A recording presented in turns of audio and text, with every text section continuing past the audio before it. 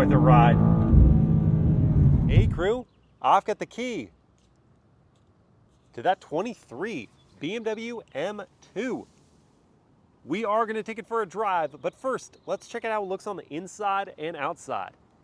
So this all-new generation M2, when I first saw it in photos, I thought it looked pixelated, like it hadn't fully downloaded. But now in person, I'm focused on something else. I'm focused on the flatness of the face that looks like a boulder fell on it. It's just compressed. I still prefer it to the new M3 and M4's tall kidneys though. So looking at the face, we've got this new kidney interpretation with gloss black inserts. That's above gloss black for the front air dam with functional brake cooling ducts on either side. Then we've got the optional BMW 50 years of M emblems on it. Over here we've got LED daytime running lights and turn signals with projector LED headlights. Those are above. Some more functional cooling at the corners, also in gloss black. And then we've got a power dome hood amidst this Zandvoort Blue paint job that I love. I adore this color. And I think it's probably giving me a more favorable impression of the styling. Getting here to the side, we find lightweight two-tone alloy wheels, 19-inch front and 20-inch in the rear, wrapped in Michelin Pilot Sport 4S tires, 275 section front and 285 at the rear. Within those wheels are 15-inch front rotors clamped on by 6-piston calipers painted in red. And then I want to look at the side sills for a second because they jut out quite a lot to visually lower this vehicle. And coming to the back, look at this crease here. It comes up almost completely vertical, then goes horizontal to visually extract the rear wheel arch.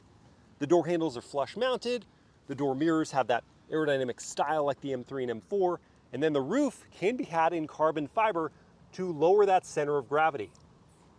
Stepping back to look at the profile, which will take longer than the predecessor because this vehicle has grown by 2.1 inches in the wheelbase and over 4 inches overall. It's also a little bit lower and 1.3 inches wider. So the new M2 is just a bigger vehicle overall. And getting to the back, there's this artistic LED taillight signature with LED turn signals, subtle lip spoiler, chunky rear bumper, and massive diffuser with 4 equally large exhaust outlets, just like the M3 and M4.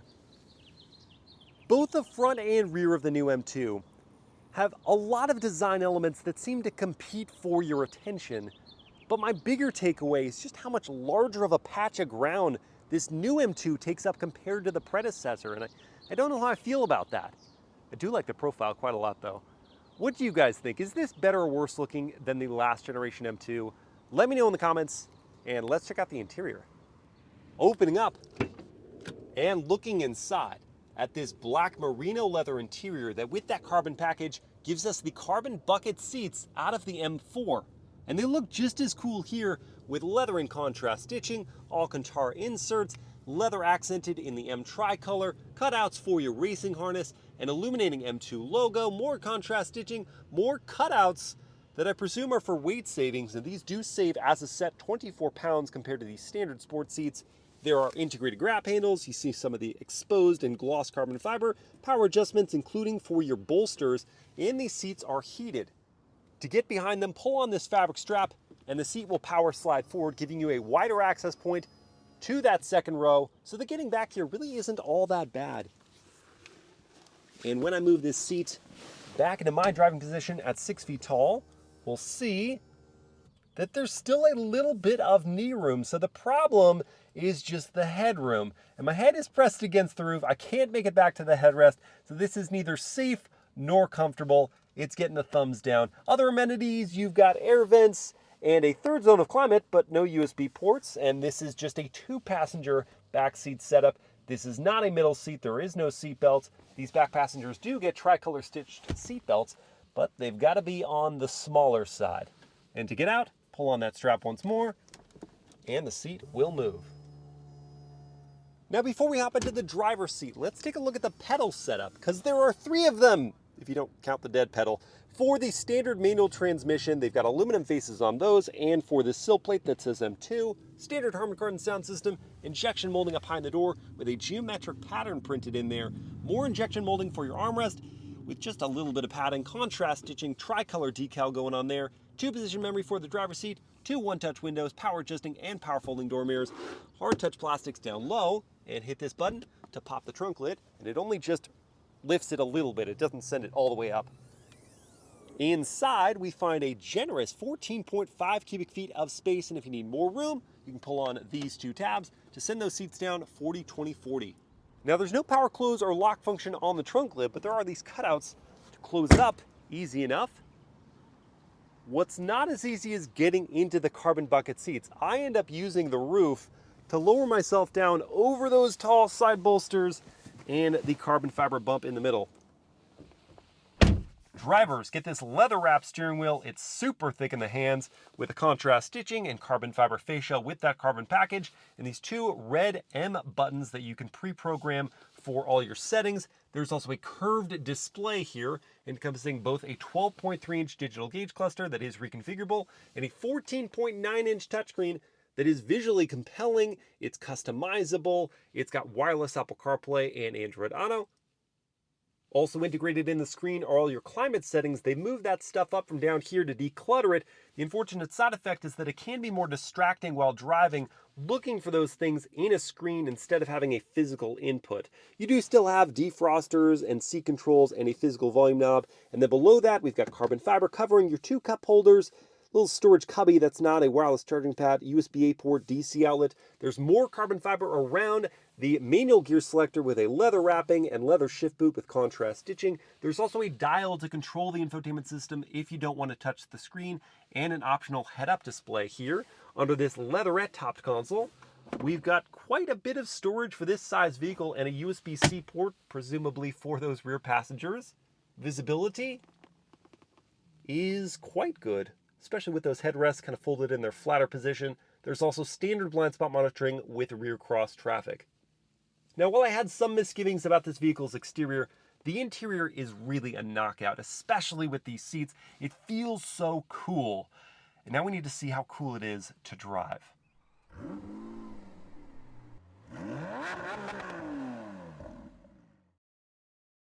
All right, let's fire it up.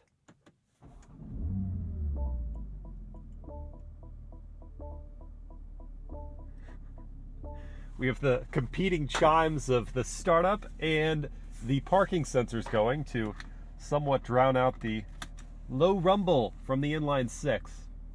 Our setup button brings up all the driving configurations after we sign away our life, and we can choose to have an efficient Sport or Sport Plus engine, to have the rev match feature turned on or off. I gotta back up a little bit to stop those parking sensors. Okay, back to setup. Seriously? Are you happy? All right, setup. You can have the rev match feature turned on or off. You can have the suspension firm or soft. I'm struggling. The steering to have greater heft to it or not, and then to have a snappier braking response. So we've got everything in efficient, and we're leaving the rev match feature turned on for right now. Going into reverse all the way over at notches, and then you click up. That brings up a high-resolution backup camera with trajectory lines. No bird's eye view as equipped in this vehicle. And we are going to kick things off, as we usually do, with a turning radius test. So wheel fully cranked. Cuts around nice and easy. Though perhaps not as easy as the older M2 with a shorter wheelbase. Turn signal sound. It's classic BMW noise. No complaints there. And then we are going to do a world famous horn test here.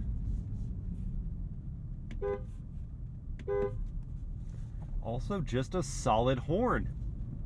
And now for the powertrain discussion. Gone is the 21 M2 Competition's S55 twin-turbo inline 6, and in its place we've got the S58 motor out of the new M3 and M4. Also twin-turbocharged, also 3 liters in displacement, and also an inline 6.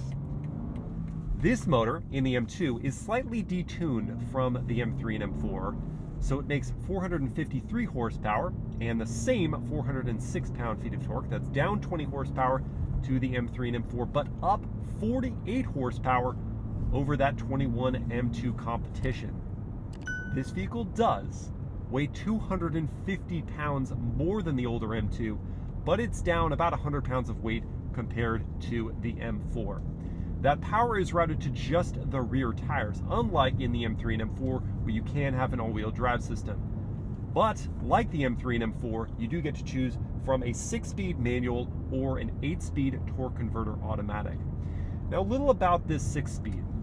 It is not my favorite gearbox. The throws feel like I'm working a slightly worn elastic band. There's just this very loose tension to it. It feels a bit sloppy, and then when it engages the gear, it kind of falls into place. It's not a very satisfying notch. And then there's the clutch, which might take you a little while to get used to. Not for the friction point. That part's clearly enough to find. It's the release point, because it's so late and so nebulous that you'll swear you fully disengaged the clutch, you've engaged the gear, and you'll find yourself popping off it, having that lurch in the body because you actually haven't. That's been my experience. It's taken me so long to know how far my foot has to come off the clutch pedal before I've actually engaged the gear and have a smooth transition. It's not really a huge issue for around town, but if you are trying to rush some gear changes, you've got to be really quick with your left leg.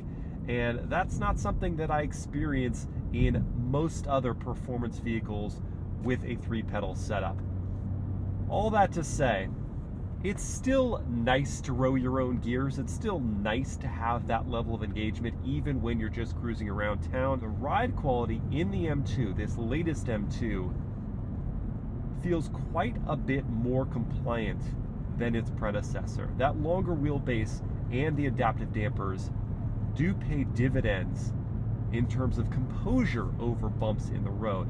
The suspension is still pretty stiff, however, and so if you go over a pretty large bump, you will get bounced around, and the car itself feels still fairly taut. In these seats, despite being somewhat difficult to get in and out of regularly, when you are in them, they're quite supportive. They're so adjustable that you can find a great driving position, and your visibility out of the car is excellent as well.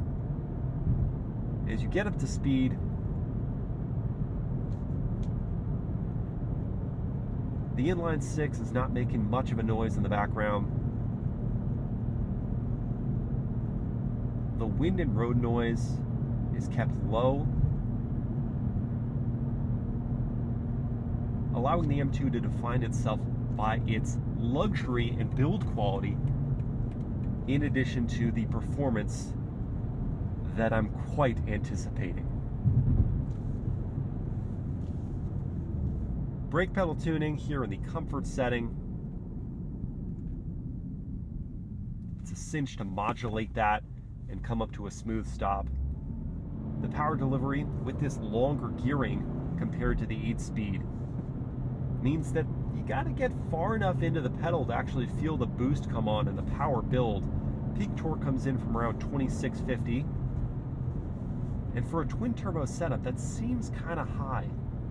Long story short, the M2 makes for, I would argue, a more amenable daily driver than its predecessor. But now we need to see if it's a better performance machine. All right, we have teleported to a more preferred driving environment, but before the fun can begin, let's go back to setup and adjust our driving configuration to Sport Plus for the engine, turning the rev match feature off, Sport for the chassis, Sport for the steering, and braking. I really couldn't tell the difference between Comfort and Sport, so I'm not going to touch that at all. Then I will hit the traction control button once to move us into traction off, stability on, or what they call M dynamic mode, and finally hit the M mode button to go to Sport, and that's going to change up the digital gauge cluster, have the tach right in the center, and away we go. The first thing to note is the throatier sound from that inline 6, and some of that is the baffles and the exhaust having opened, but also because they're piping more of that music in through the speakers to the cabin. Next is the weight of the steering.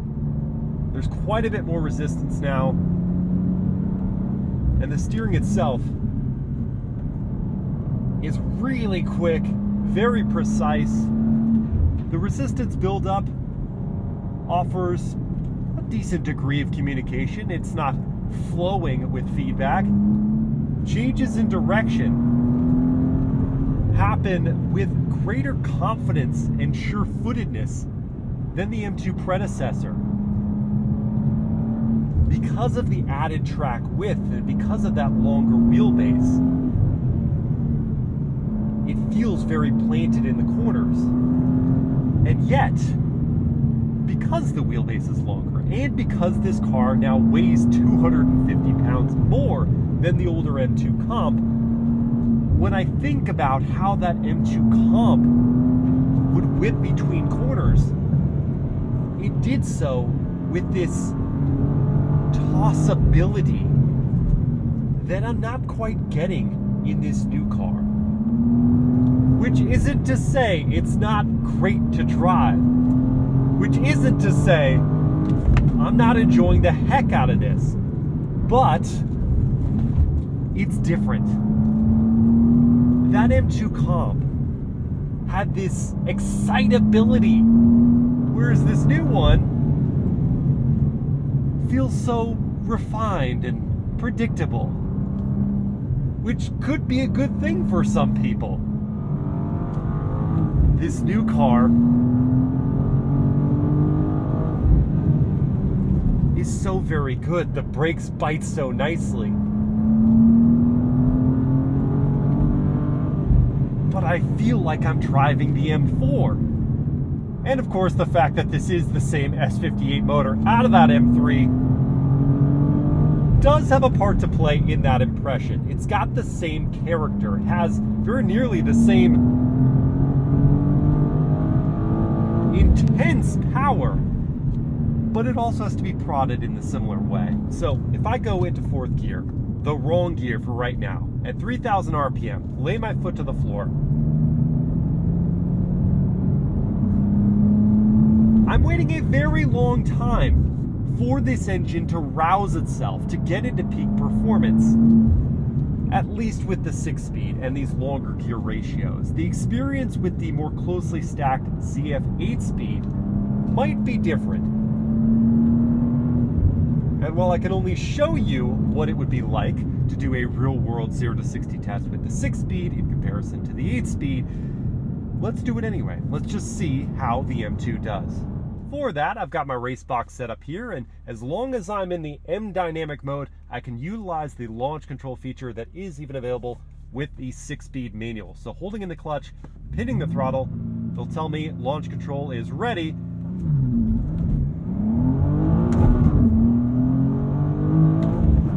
And we got there in 4.25 seconds. Now, given that independent tests in more ideal conditions are only seeing 1 to 2/10 of a second quicker than when I just showed you with the 6-speed manual, I don't feel too terrible about that time, and I expect with the 8-speed automatic, you get it down to 4 seconds flat, or maybe even high 3s. That is plenty quick, but it doesn't really change how I feel about the 6-speed. The same impression I had from around town driving of its somewhat slop to the way that it rose the gears, and the lack of fidelity to how it engages those next gears is still true here. It's not the most engaging transmission. Am I glad BMW is still offering new sports cars with a 6-speed? 100%. I just wish they'd put a little more effort into it, knowing that this may very well be the end or close to the end of the standard transmission.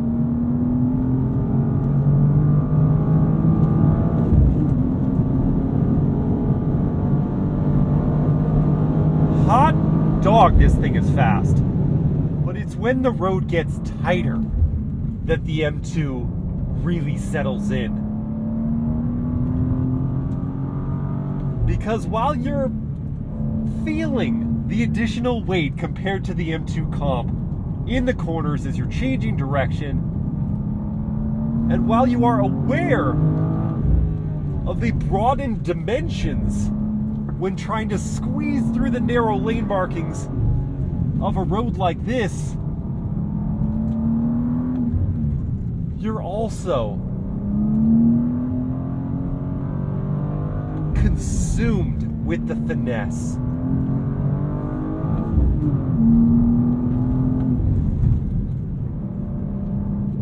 Gobsmacked with the platform. Knowing those brakes will stop you, sensing the grip from those Michelin Pilot Sport 4S tires, and experiencing that limited slip differential push you well out of the corners.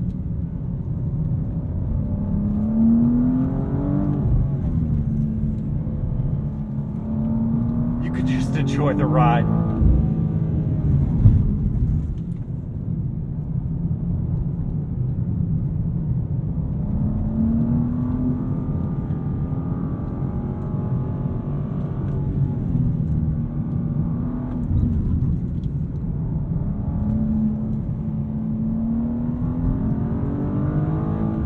That is going to lead me into my miles per hour word of the day, which for the 23 BMW M2 is moderate, meaning to make less extreme. And of course, you can think of this from a political standpoint. You've got your left-wingers, you've got your right-wingers, and on the fringes of those, you've got your extremists. But right in the center, you find moderates, people that can find things to agree with over here and over here. But I want to turn that metaphor into something car-friendly. So let's think about the Lotus Elise over here. That's your very lightweight, purist sports car. And then over here we'll find the Bentley Continental GT, extravagant luxury and loads of power.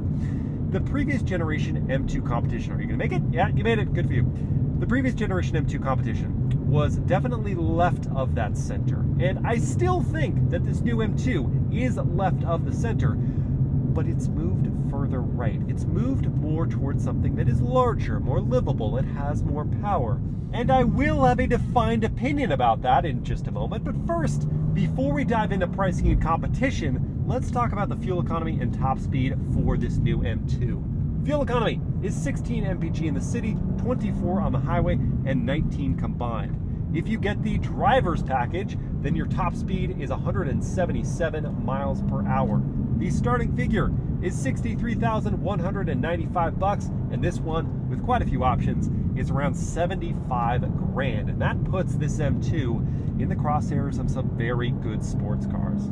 Now, this will not be an exhaustive list. They're just some vehicles that are in similar price territory. We've got the Porsche 718 Cayman S Manual that starts at about $77,000. It makes 350 horsepower, gets to 60 in 4.2 seconds, has a top speed of 182 miles per hour, and fuel economy of 21 combined.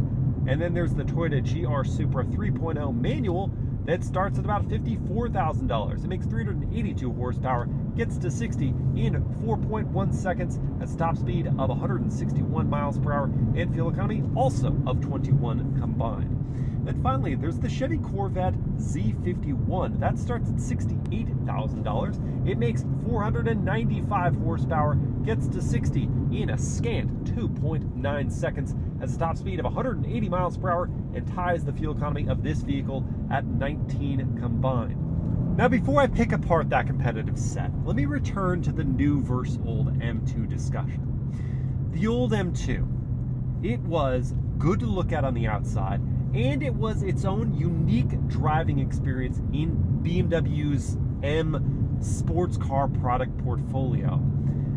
This new M2, yes, it's an upgrade in terms of the technology, in terms of the ride refinement, and the seats are very cool and all that, but the driving experience has moved so close to what the M4 is that in my mind it's left a gap in BMW's lineup that I don't expect them to fill with a new 1 Series M. I'd love to be proven wrong, but I just don't anticipate it.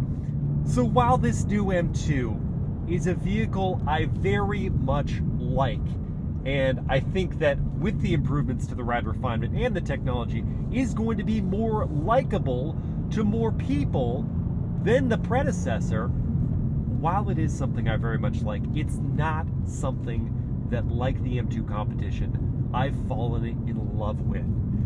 And that is what's going to keep it from winning this comparison, at least outright. It's going to tie with the Corvette C51. And I'll tell you why I'm ruling out the GR Supra and the Cayman 718 or 718 Cayman S. The Cayman, I would just find myself loving how balanced and engaging it is to drive, but sitting there going, man, I could have saved up a little bit more money and bought the GTS 4.0, and that was a truly sensational car. And then the Supra, while it's great to drive, and while I love actually how they've worked the 6-speed manual that was borrowed and then tweaked from BMW, that car is so constricting inside the cabin, it makes me feel almost claustrophobic. And then I hit my head on this pillar here every time I get in and out of it. The Corvette looks super. It's got a comfortable cabin. It rides nicely. It's stinking quick.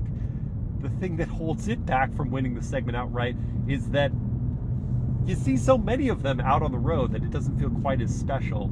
And we know my issues with this new M2. So it's going to be a tie. It's still a great sports car, and that's what gives it the tie. But it's not an outright win, and something I wouldn't just be infatuated with like I was the predecessor.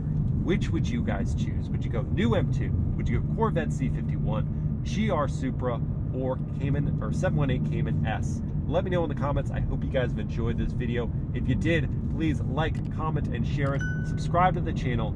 Hit that bell to get notified. And I'll see you next time.